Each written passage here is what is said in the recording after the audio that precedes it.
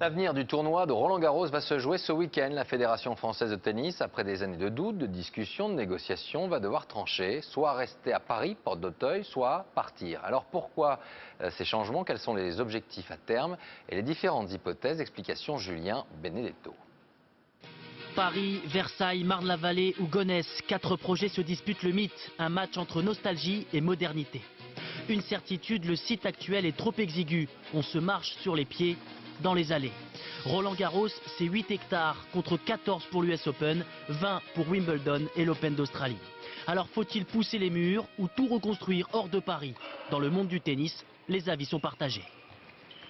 Aujourd'hui, on est trop petit, quoi. Donc on s'élargit et on reste, et tant mieux pour tout le monde, on se casse.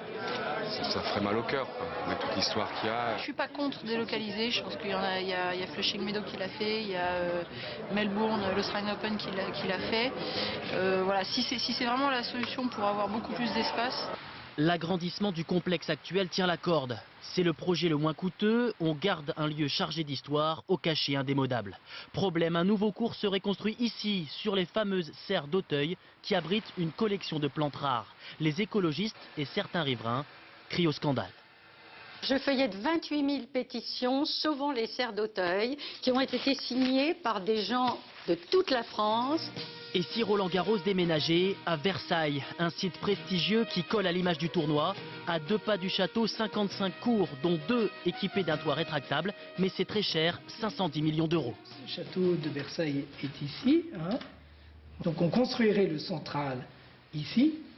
Il ne faut pas oublier qu'il y a une gare qui longe ce terrain. On est donc proche du château de Versailles. On est à la fois dans une ville sans avoir un voisinage immédiat. Donc tous les ingrédients sont là. Marne-la-Vallée, trop éloignée de Paris, et Gonesse, sans doute moins attractif, semble distancé dans la course. La balle est désormais dans le camp des élus de la fédération qui votent dimanche pour élire le projet gagnant.